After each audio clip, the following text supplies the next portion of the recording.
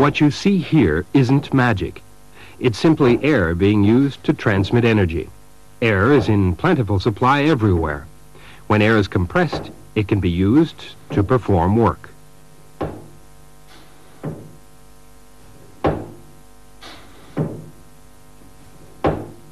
This is known as pneumatics. Here, air pushes on a device, moving it back and forth. It's controlled by a simple pneumatic control system. Pressing the button sends air to the cylinder.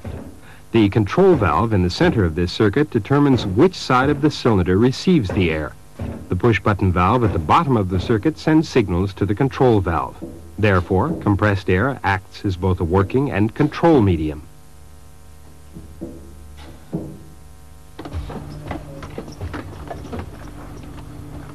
Pneumatics, or using compressed air to transmit energy and control functions in systems, has several advantages. Let's examine examples of each. Compressed air is fast. For example, short cycle times can be achieved in automated assembly applications. At the same time, it is overload safe. If the machine jams, pneumatic motors or circuit components will not burn out.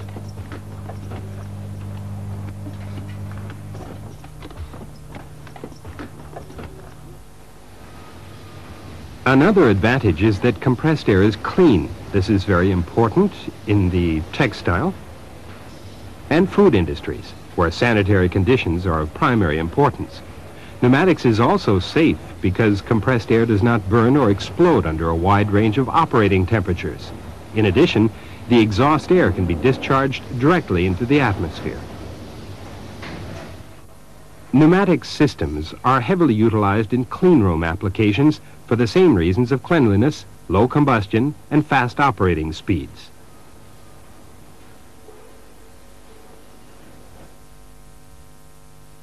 Compressed air can also be stored, ready to be used when required.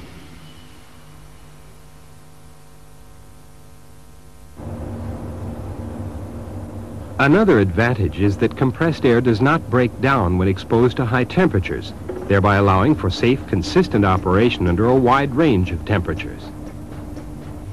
And finally, the individual pneumatic components are inexpensive when compared to other forms of energy transmission and control. Pneumatic control and actuation is an ideal energy for automation of industrial processes.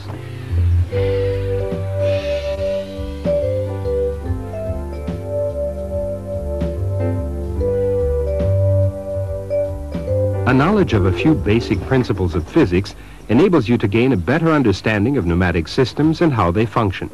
Let's start by defining pressure. Atmospheric pressure is present everywhere on Earth.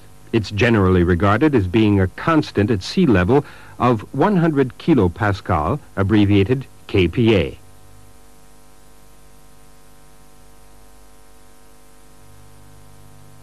All pressure measurements taken using atmospheric pressure as the 0 point are designated gauge pressure, or P sub G. Pressure gauges attached to pneumatic circuits usually indicate pressure as gauge pressure. From this point on, whenever P is used without a subscript, it is indicated in gauge pressure. Absolute zero pressure is 100 kilopascal below gauge pressure. Any pressure below gauge pressure is called vacuum, or P sub V. Therefore, absolute pressure is the sum of vacuum and gauge pressure. Like all gases, air has no particular shape. It assumes the shape of the container. When air is compressed, it's storing energy. When the compressed air is released from the container, it can be used to perform work such as moving an object. In summary, the mechanical energy of the piston pump moving in and out can be converted to compressed air. The energy can be stored in a container, in this case, the balloon. As needed, the energy can be converted back to mechanical energy, as demonstrated by the toy truck. Another example of the conversion of energy. In this case, the air pressure generated is applied directly to the cylinder. The force generated by the compressed air is then converted by the cylinder back to mechanical energy, lifting the load. Next, let's study the relationship between volume and pressure. The volume of this cylinder is 2 liters, and the pressure, as indicated on the gauge, is 100 kilopascal. This relationship can be described by the formula V times P equals a constant value. To test this, let's enter the two values into the formula. Multiplying these two numbers results in an answer of 200. When you press down on the piston, reducing the volume in the cylinder to half its size, the pressure gauge now reads 200 kilopascal. Applying these new values to the formula results in an answer of 200. Pressing down on the cylinder until the volume is cut in half again results in a volume of 1/2 a liter and 400 kilopascal. The new numbers again equal a constant value of 200. This example demonstrates the relationship between pressure and volume. For all of the volumes, the product of the two values remained constant. Next, let's examine an application of this concept. If you have a compressor with an output of 7 to 1, you can use this formula to determine its output pressure. The known values are the starting volume V1 of 7 liters, the end volume V2 of 1 liter, and atmospheric pressure P1. To determine the output pressure P2, use the formula V1 times P1 equals V2 times P2. Enter the values and solve for P2. When you're finished, P2 should equal 700 kilopascal output pressure. When you subtract the starting pressure, the compressor increased the pressure by 600 kilopascal.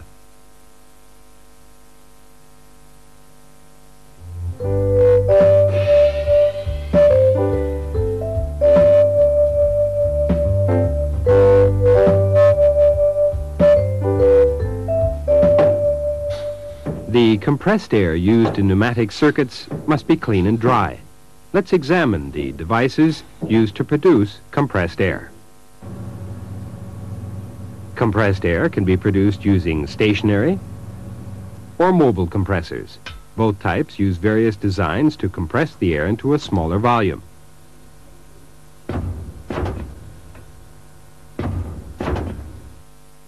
Two of the most common types are piston and screw compressors. The drawing on the left represents a reciprocating piston compressor. When the piston moves down, it draws air into the cylinder. It then moves up, compressing the air. Compressors that contain one cylinder are called single-stage compressors. Each stroke of the piston produces a burst of compressed air. The screw-type compressor consists of two threaded shafts that are intermeshed. As they turn, they transport air from the intake side to the compression side. One advantage of this type of compressor is that it produces a continuous flow of air. In both types, as the air is compressed, energy in the form of heat is concentrated in a smaller space. So, most compressors include a cooling unit to reduce the temperature of the compressed air. Such units can also be used to reduce moisture, oil, and dirt in the compressed air. The compressed and cooled air is then stored in a tank called a reservoir, which performs several functions. It acts as a buffer, smoothing pressure fluctuations as the air is used by the circuit. This also allows the compressor to run only when needed to pressurize the reservoir. The reservoir also supplies a steady flow of air to control circuits. This reduces fluctuations in pressure under varying rates of use. In addition, the reservoir helps to cool the compressed air. As the air cools, moisture separates from the air and collects in the bottom of the reservoir. This water must be drained from the reservoir on a regular basis.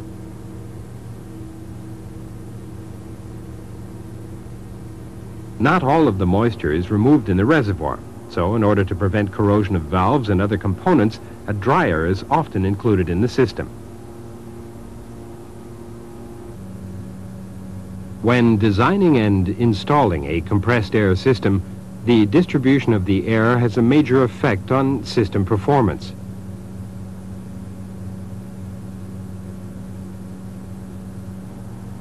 The size and layout of the pipes is critical for economical operation of the system. The design should also allow for future increases in demand because modifications can become very expensive. Connections to the main piping should be done from above to prevent water from flowing into the machinery.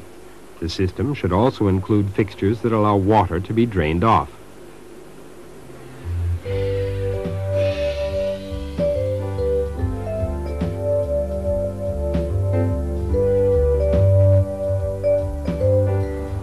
In addition to the preparation of compressed air during its production, a service unit is used to prepare the air when it enters the machine circuit. These cutaways show the intricate air passages typical of pneumatic components. It's important to remove dirt and moisture that may have been picked up by the compressed air from the distribution system. Dirt could clog component air passages, and water could cause corrosion of valves and fittings.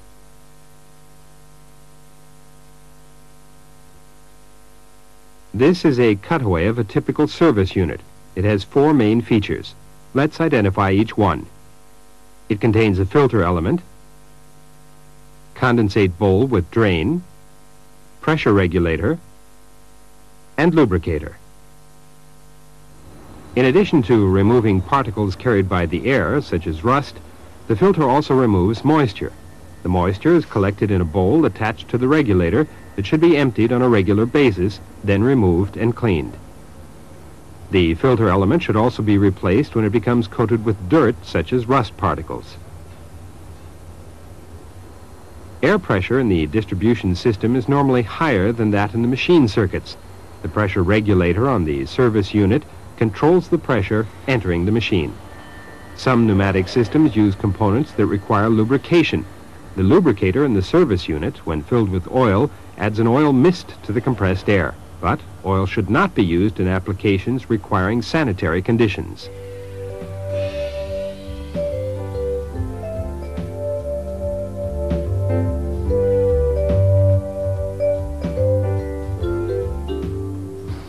These pneumatic cylinders are used to raise and lower manufacturing tools. This is an example of how pneumatic actuators convert energy in the form of compressed air to mechanical energy. To understand how they function, let's study a number of types of linear actuators. This is a transparent model of a cylinder. A linear cylinder is the most frequently used pneumatic actuator. Compressed air energy is converted inside the cylinder into linear motion. Cylinders are available in a wide range of shapes and sizes, normally within the following specification ranges: bore 6 to 320 millimeters, stroke 1 millimeter to 2 meters, force 2 to 50,000 newtons, piston speed 0.02 to 1 meter per second. Now, let's examine how cylinders function. This is a single-acting cylinder. It's represented by this ISO symbol, which indicates that the cylinder has one air inlet port and a return spring. When compressed air is supplied to the inlet port of the cylinder, it pushes against the piston. If the force generated by the pressure is greater than the force of the spring, the piston moves away from the inlet port, compressing the spring and extending the piston rod. When the pressure is released, the spring moves the piston back to its initial position, retracting the piston rod. The force of the spring, air pressure level, and piston area affect the work capacity of the cylinder.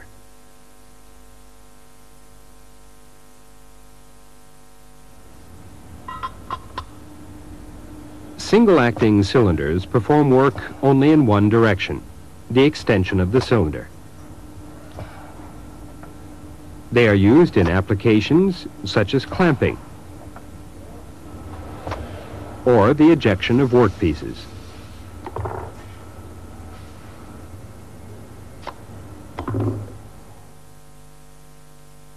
In applications requiring work in both directions, the double-acting cylinder is used.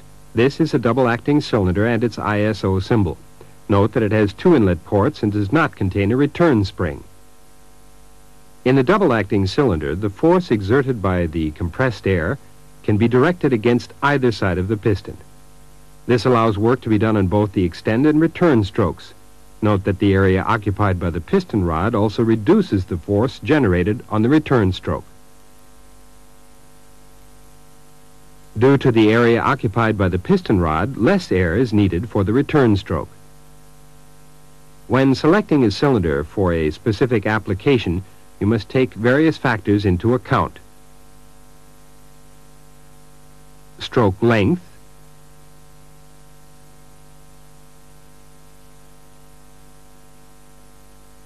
extension force, and retraction force.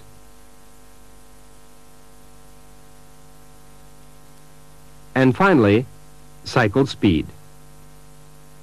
Next, let's examine the relationship between force and speed.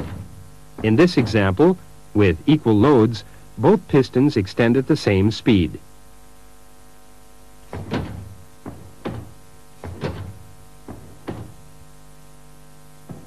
If the load on the left is increased, the cylinder extends more slowly.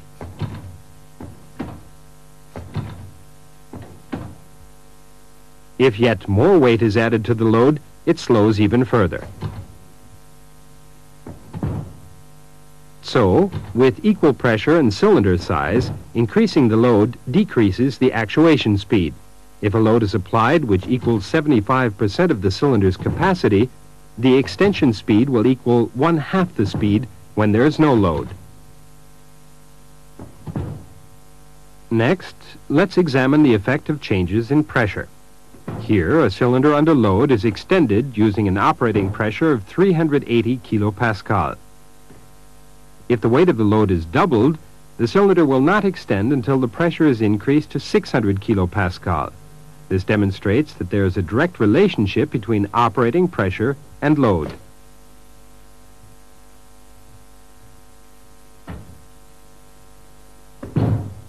Next, let's study the effect of changes in cylinder bore size.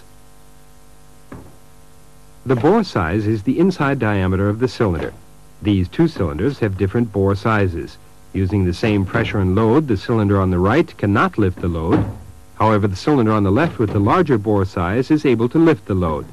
Let's measure the difference in force. The small cylinder shown here has a diameter of 16 millimeters. It exerts a force of 106 newtons when operated at 600 kilopascal.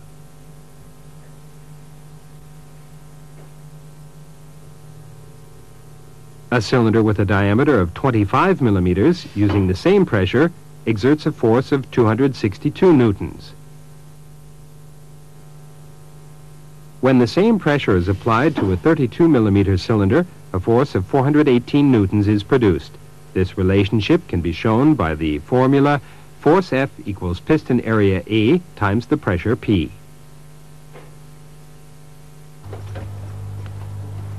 The diameter of the piston directly affects the force, speed, and air consumption of the cylinder.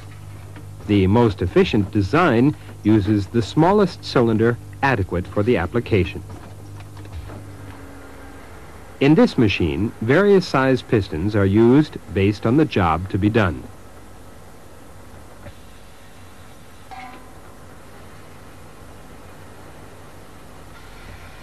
For example, the movement of materials requires a different force than clamping or the movement of heavy tools.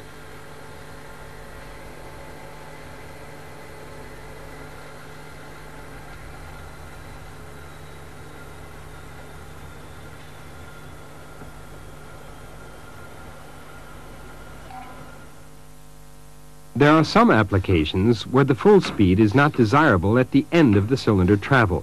These applications require a cylinder with adjustable end position cushioning.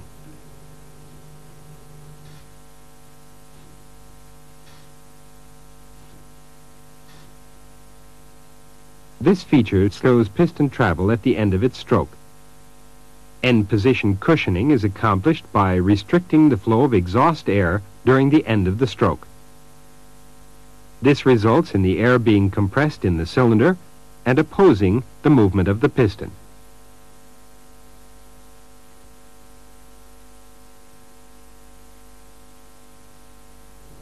Next, let's examine other types of cylinders. For example, this double-acting cylinder has a double-ended piston rod.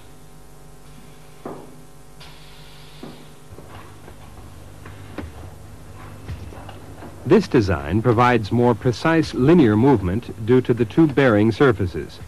When heavy tools are not mounted along the axis of the cylinder, their weight applies forces to the side of the cylinder that can be compensated for by double-ended piston rods. Another advantage of double-ended piston rods is that the ends not used for the application can be used for other functions, such as end position sensing.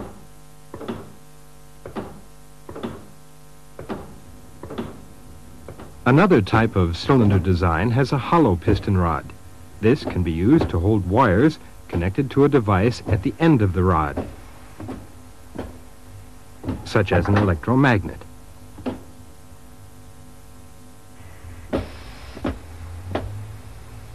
Or it can be used as a passage to carry vacuum or liquid such as oil. These cylinders have a fitting on the end of the rod for the connection of the tubing. This cylinder has no piston rod.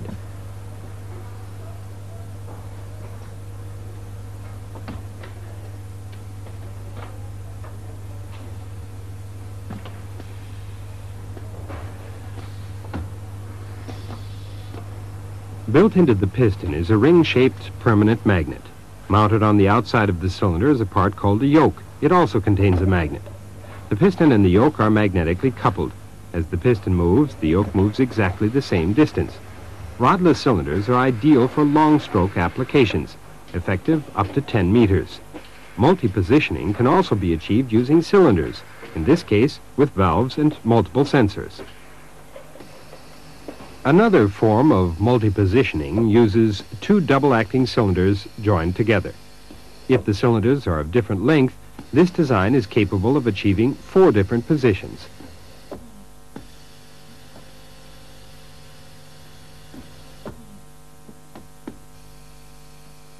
For example, the 4 positions are used in this machine to drill and countersink 2 holes.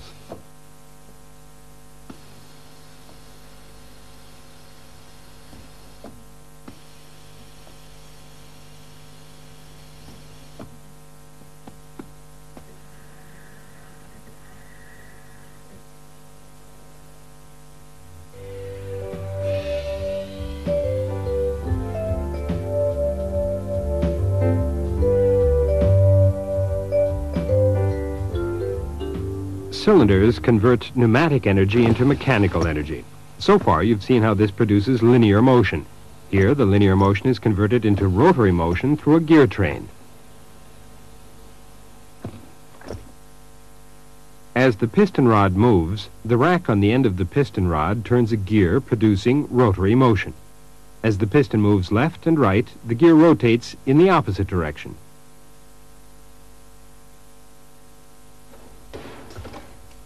This machine uses a rotary cylinder to convert pneumatic energy into a powerful force for a stamping operation.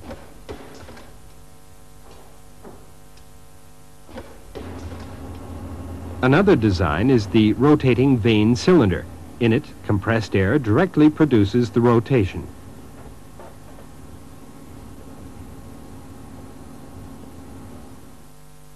It functions in the same way as a double-acting cylinder in that it has fixed stops at both ends of the stroke and performs work in both directions.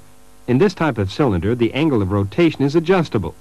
Rotary cylinders can be used in a number of applications. In this example, it's moving parts from a test station to a conveyor belt. Another use is for parts orientation.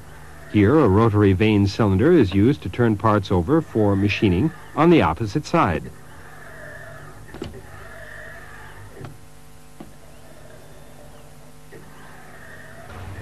Rotary motion can also be accomplished through other designs.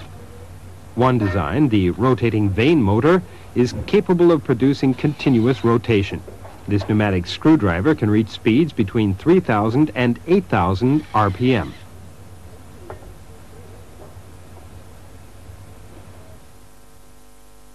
The vane motor works by means of a rotor located off-center in a cylindrical chamber. Movable vanes located in rotor slots are forced outward against the chamber walls, sealing the individual chambers. Air enters the smallest chamber, turning the rotor as it expands with the increase in chamber size. The air is then exhausted when the chamber reaches its maximum size. Rotating vane cylinders are available in right, left, or switchable rotating versions. At this workstation, 2 vane motors are used to drive pneumatic screwdrivers for the assembly of electric motors. One advantage of pneumatic motors is that they can be used for applications in which a maximum torque should not be exceeded.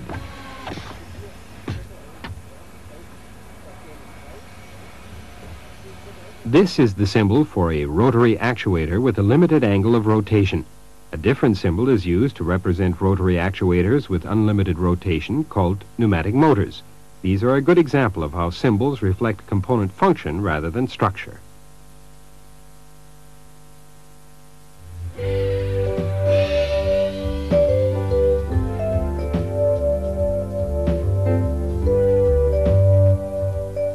In pneumatics, valves serve a number of functions. They can be used to open and close flow paths, regulate pressure, adjust flow volume, and direct flow through various paths.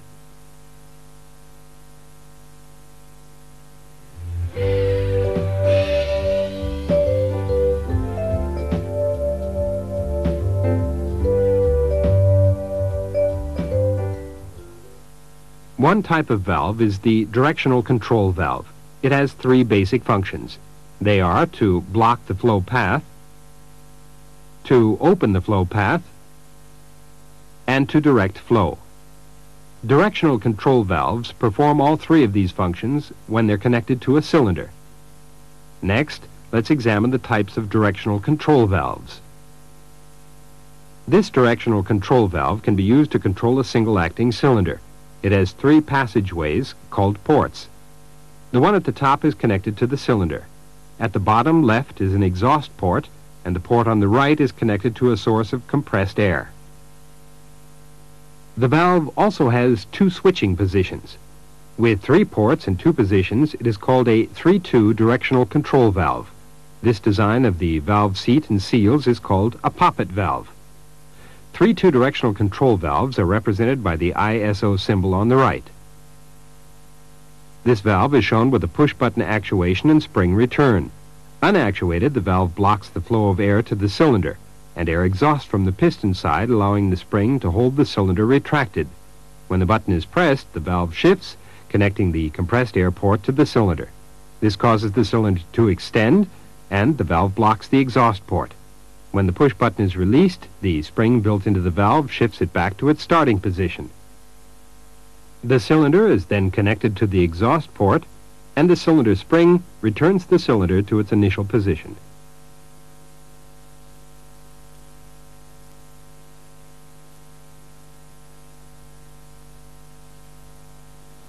In this industrial application of a manually actuated 3-2 directional control valve, the single-acting cylinder ejects finished parts from a clamping device when the button is pushed.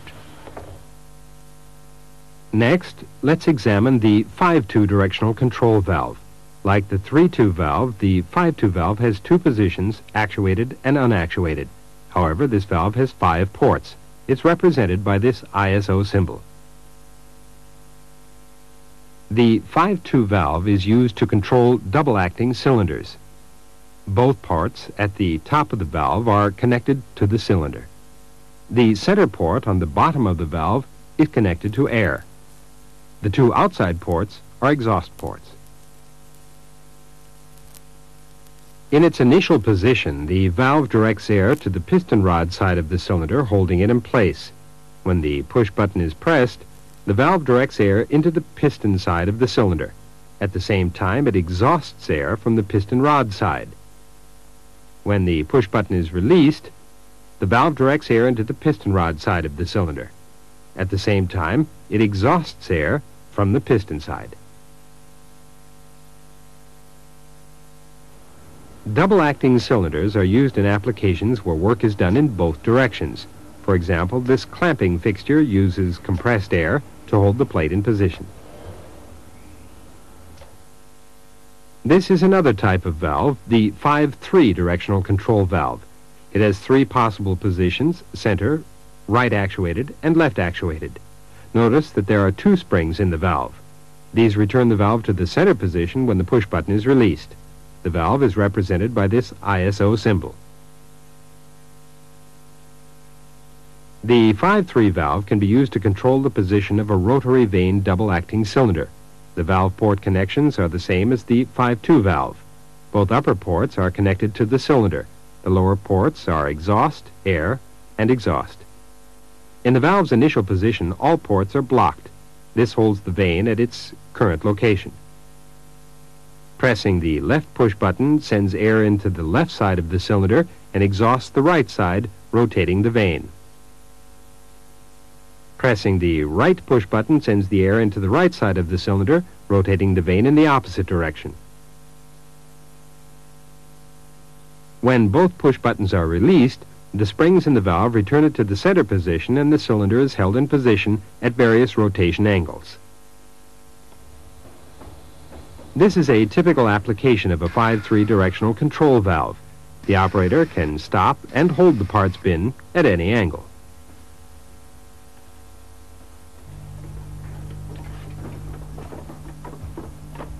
There are two ways valves can be controlled. Directional control valves can be directly actuated, as shown by this roller lever actuation,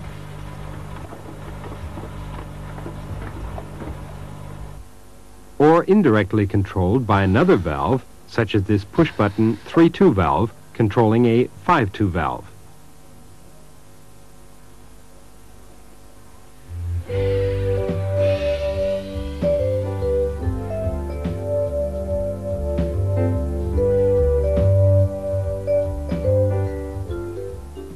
The AND valve enables the logical AND decision to be made pneumatically. Therefore, the piston extends only when both push buttons are pressed simultaneously. AND valves are also called two-pressure valves.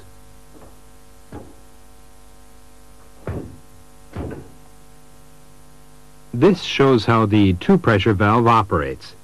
When air enters the valve from one side, the output is blocked. If this signal is lost, and air enters the valve from the opposite side, the output is also blocked. Only when two signals enter the valve is an output signal produced.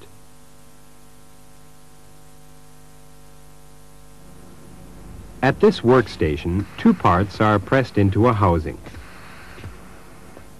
Two conditions must be met in order for the pressing operation to start.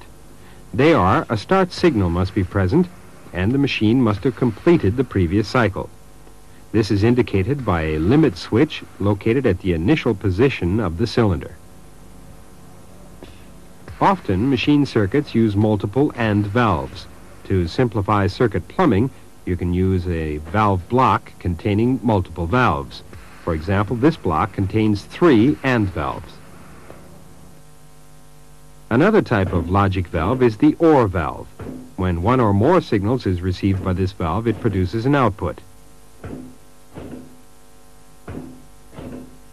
OR valves are also called shuttle valves. As shown by this diagram, the OR valve has 2 input ports and 1 output. When a signal is received at either input port, the valve passes the signal to the output port.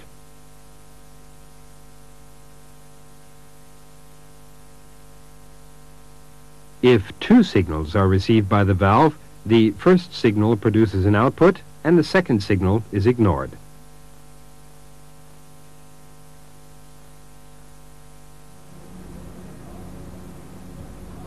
A shuttle valve is used on this machine so that it can be started from either of 2 locations. The machine can be started by pressing a push button, or a foot pedal can be used to start the operation. The machine starts if a signal is received from either location. The 2 signals are connected together in this OR valve. Next, let's examine another type of valve, the quick exhaust valve. One way to increase actuator speed is to exhaust cylinders directly to atmosphere through the large opening in a quick exhaust valve. This avoids the longer and narrower flow passages through the directional control valves.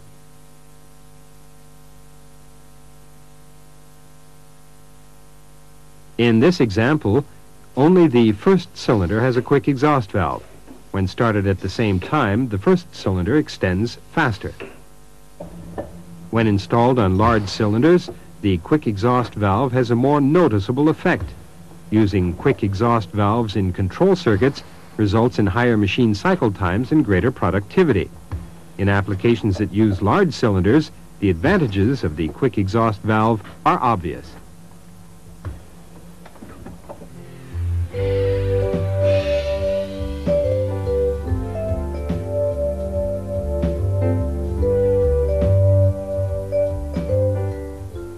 One type of pressure valve is the pressure regulator. It's responsible for holding the operating pressure constant by regulating the flow orifice. When the pressure increases, the valve automatically closes partway, reducing the flow to the circuit. The pressure regulator also smooths out pressure spikes from the machine circuit by venting excess pressure to atmosphere. Every service unit contains a pressure regulator. Next, let's examine another type of regulating valve.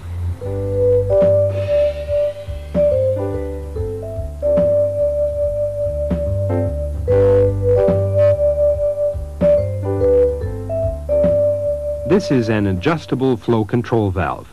Air passes through a restriction in the valve.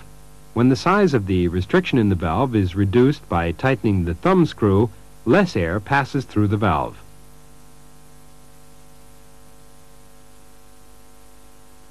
This is a one-way flow control valve. As its name implies, the valve controls flow in only one direction. It consists of an adjustable flow control and a check valve. The flow control restricts the flow of air in one direction. In the opposite direction, the check valve opens, allowing air to bypass the flow control. One application of the one-way flow control valve is to control actuator speed in one direction and allow full speed in the opposite direction. In this machine, the piston extends slowly and then retracts at its normal speed.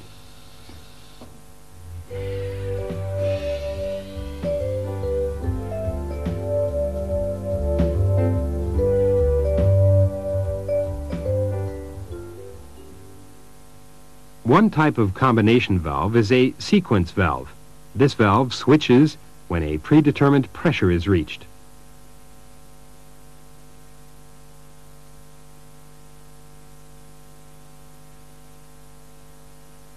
In this machine, the sequence valve controls the pressure applied in pressing a shaft into a housing.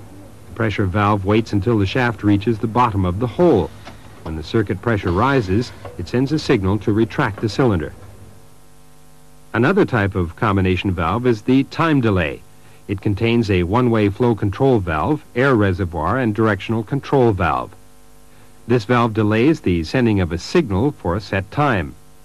The length of the time delay is controlled by adjusting the rate at which air is allowed to enter the reservoir through a flow control. Once the reservoir is filled, the directional control valve shifts, allowing the signal to continue through the circuit. In this application, the time delay valve holds the cylinder in position for a few seconds to ensure that the screw is fully seated in the hole.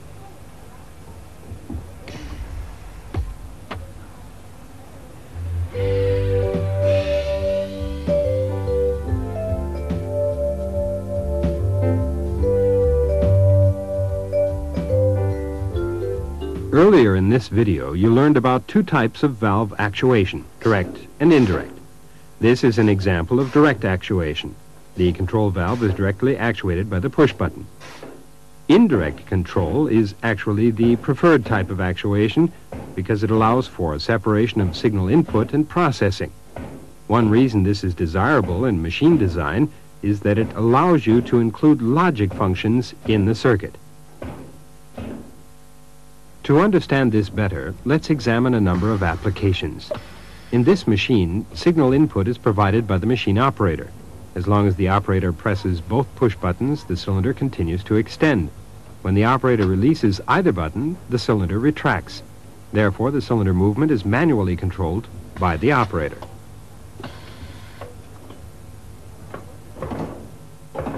This circuit contains an example of automatic signal input. When the piston reaches the end of its stroke, it actuates a limit switch.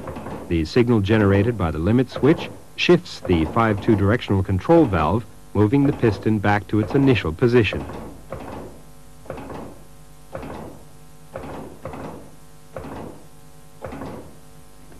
In most applications, the roller lever actuated valve is a sensor.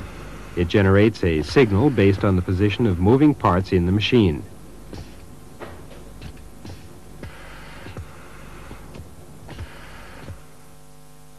Here, a limit switch is used to create an automatic return circuit.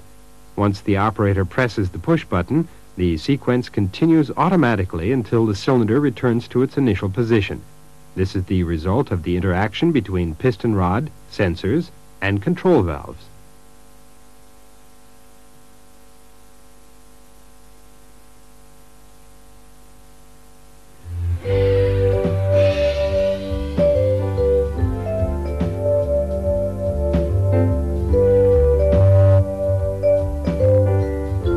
Now that you are familiar with the individual components used in pneumatic circuits, let's examine how they form pneumatic control systems.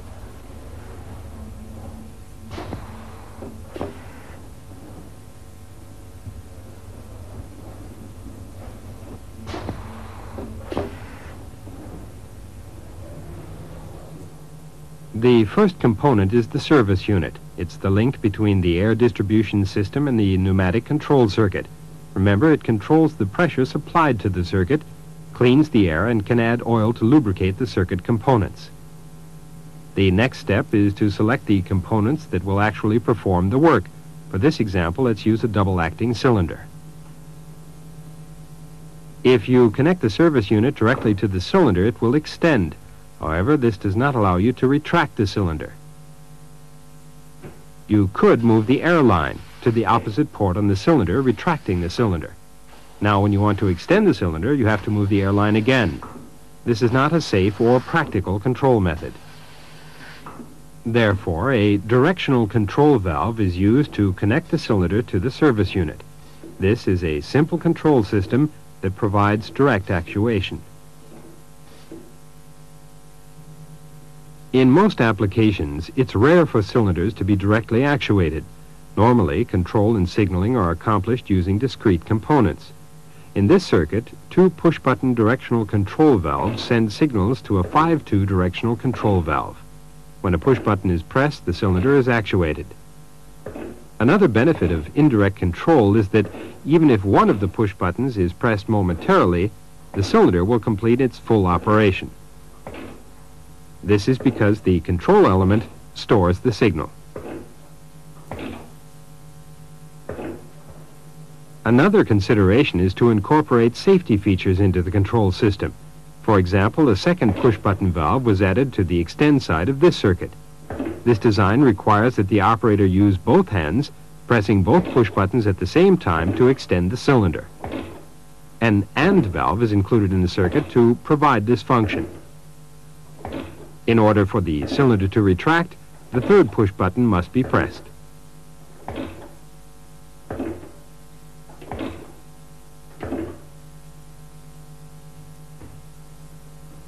The structure of the pneumatic control system can be described in terms of the functions of the circuit components.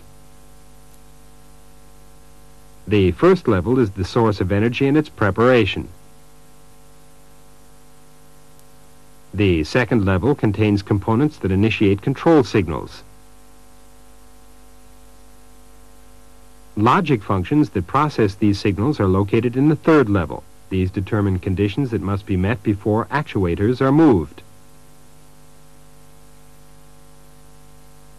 The fourth level contains control elements that send air to the actuators. The fifth level contains the actuators, but not all control circuits contain separate components for each level. In simple circuits, one component may provide the functions of multiple levels. This push-button actuated directional control valve provides the functions of signaling, logic, and direct control. Next, let's look at the 5 levels using ISO symbols to represent the components. At the first level, we have the energy supply and the double-acting cylinder in the level of actuators.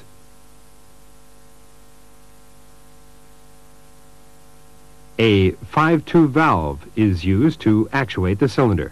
In this constellation, the manually operated valve acts as an input element, processing element, and final control element. We then used, in our example, two push buttons as signal elements to actuate the directional control valve. The 5-2 valve acts as processing element and final control element in this case. To enable the AND function to the circuit, a 2-pressure valve is used as processing element. Let's look again at the 5 principal levels of a pneumatic circuit. Energy supply, signal elements, processing elements, control elements, actuators.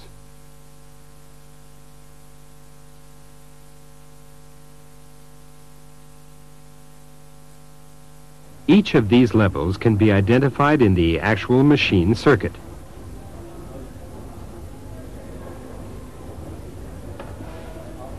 The service unit is the source of energy and its preparation.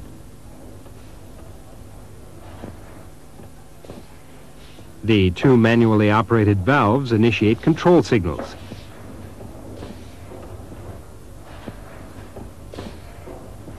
This AND valve provides a logic function.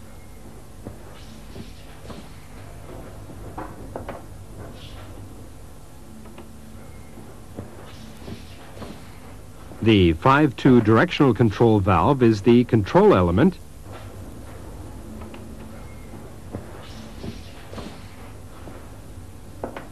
and the double-acting cylinder is the actuator.